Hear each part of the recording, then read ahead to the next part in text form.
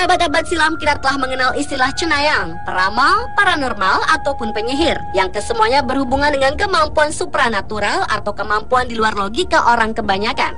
Dan dalam beberapa kasus, seringkali kegiatan mereka dikaitkan dengan seseorang yang jahat yang memanfaatkan ilmu atau kemampuannya untuk mencelakai dan melukai, bahkan menghilangkan nyawa orang lain.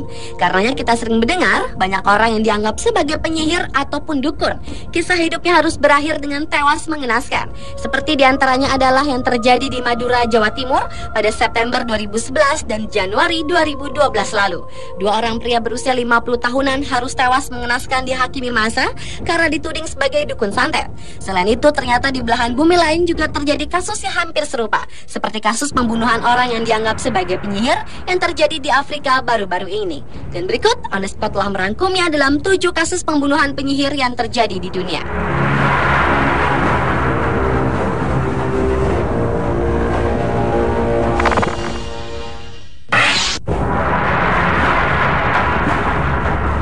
Diawali dengan kasus lama tentang peradilan penyihir di Jerman yang dibuka kembali. Pemerintah Jerman kembali membuka kasus peradilan Katharina Heno, seorang wanita kepala kantor pos yang tewas dibakar di kota Cologne karena dituduh sebagai penyihir pada tahun 1627. Ia ditangkap keuskupan pada Januari 1627 karena dituduh menggunakan ilmu sihir untuk menyebar wabah penyakit atau membunuh beberapa orang. Katharina dipenjara dan dinyatakan bersalah hingga ia menjemput ajal dengan dibakar. Nasib Harger Heno, sang adik, lebih beruntung. Ia dibebaskan setelah ditangkap pada tahun 1631 setelah sidangnya diintervensi. Harger pun berkali-kali berusaha membersihkan nama kakaknya setelah bebas dari penjara, namun usahanya selalu gagal. Hingga akhirnya pada Februari 2010, kasus Heno dibuka kembali setelah dilakukan peninjauan kembali bukti-bukti atas kasus Heno yang diduga telah menjadi korban intrik politik yang dibuat para saingannya. Heno memang terkenal dengan reputasinya sebagai orang yang terhormat, sehingga seorang pendeta dan guru agama di Cologne, Hartmut Hegler, ikut meminta dibukanya kembali kasus yang melegenda di Jerman. Untuk mengenang tragedi ini telah didirikan patung Heno, dan kisahnya pun telah dituliskan dalam sebuah buku.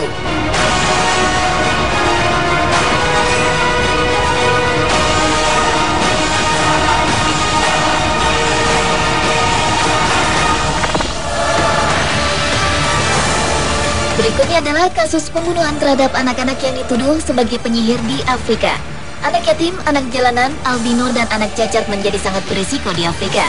Pasalnya, laporan Badan Dunia UNICEF menyatakan bahwa anak-anak yang dituduh sebagai penyihir telah dibakar, dipukuli, dan bahkan langsung dibunuh sebagai hukumannya. Kebanyakan anak-anak yang dituduh sebagai penyihir adalah anak laki-laki dengan rata-rata usia sekitar 14 tahun. Mereka selalu diserang, disiksa, dan bahkan disirami bensin pada mata atau telinga mereka sebagai bentuk untuk mengusir arwah jahat yang diyakini telah merasuki mereka. Meningkatnya kekerasan yang terjadi terhadap anak-anak dikarenakan tingginya urbanisasi pada benua itu dan juga gangguan yang disebabkan oleh perang. Faktor sulitnya ekonomi juga diperkirakan menjadi penyebab hal tersebut. Seperti dilansir BBC pada Juli 2010 lalu, telah lebih dari 20.000 anak jalanan dituduh sebagai penyihir di ibu kota Kinshasa, Republik Demokratik Kongo.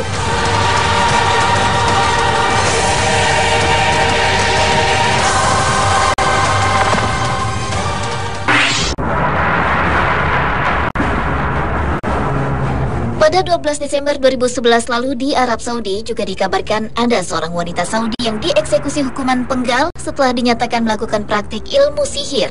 Menurut Kementerian Dalam Negeri Saudi, eksekusi penggal untuk kasus ilmu sihir merupakan kali kedua di tahun ini. Aminah binti Abdul Halim Nasar dieksekusi di Provinsi Al-Jauf, sebelah utara Arab Saudi. Sebuah sumber yang dekat dengan kepolisian agama mengatakan pihak berwenang telah menggeledah rumah Nasar dan menemukan sebuah buku yang berisi tentang ilmu sihir, 35 kerudung, dan botol gelas yang diduga untuk melakukan praktik sihir. Surat kabar Arab Al-Hayat melaporkan bahwa Aminah mengklaim bisa menyembuhkan penyakit dengan menjual jilbab dan 3 botol ramuan seharga 1.500 rial atau sekitar $400 atau sekitar 3,6 juta rupiah. Dewan Amnesty Internasional Timur Tengah dan Afrika Utara Philip Luther mengutuk eksekusi penggal itu. Karena menurutnya ilmu sihir tidak termasuk sebagai kejahatan di Arab Saudi dan ia menganggap hukuman penggal hanya pantas untuk mengganjar tindak pidana ekstrim dan kejahatan yang serius. Ia menuding bahwa tuduhan sihir sering digunakan oleh pemerintah Saudi sebagai tabir untuk mengelabui praktik kebebasan berpendapat.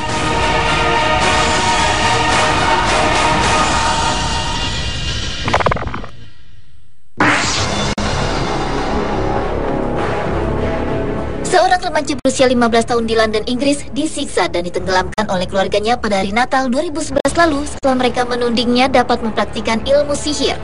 Anak lelaki bernama Christy Pamu itu menderita 101 luka yang berbeda setelah diserang dengan palu, linggis, dan berbagai alat lainnya.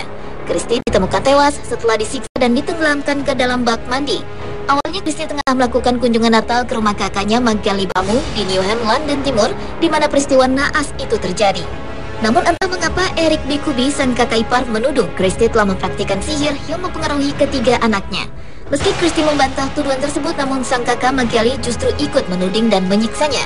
Menurut jaksa penuntut umum, Christy yang tak tahan dengan rasa sakit akibat penyiksaan itu pun akhirnya mengakui bila dirinya adalah penyihir dengan harapan ia akan dibebaskan.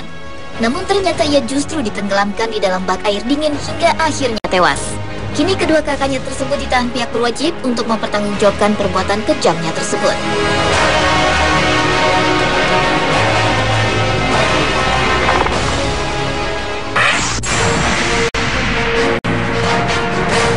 Bukan keinginan seseorang untuk mengidap kelainan genetik tanpa pigmen atau yang dikenal dengan istilah albino.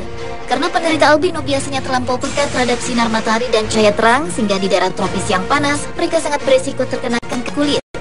Namun di Afrika, tepatnya di Tanzania, orang-orang albino kerap mendapat perlakuan diskriminatif, bahkan hingga tindakan kekerasan. Karena kulitnya yang putih, sebagian warga Afrika menganggap orang albino merupakan sejenis hantu atau siluman yang tidak akan pernah mati. Albino dikatakan akan menghilang bersama dengan angin atau hujan jika sudah dewasa. Akibatnya, kepercayaan primitif ini di beberapa komunitas di Tanzania, para pengidap albino menjadi sasaran pembunuhan dan mutilasi, bahkan bagian tubuhnya digunakan untuk ritual sihir atau jimat pengasihan. Selain anggota tubuhnya, korban-korban pembunuhan itu juga diambil organ dalamnya untuk dijual ke penadar. Selain itu, sebagian warga primitif Tanzania juga percaya bahwa wanita albino diyakini dapat mengobati penyakit AIDS, sehingga menyebabkan banyaknya perkosaan terhadap wanita albino sekaligus menambah jumlah penderita AIDS di negara ini. Akibat hal ini, albino yang tercatat di catatan sipil hanya sekitar 5.000 orang, padahal menurut Asosiasi Albino Tanzania, jumlah mereka mencapai 150.000 orang.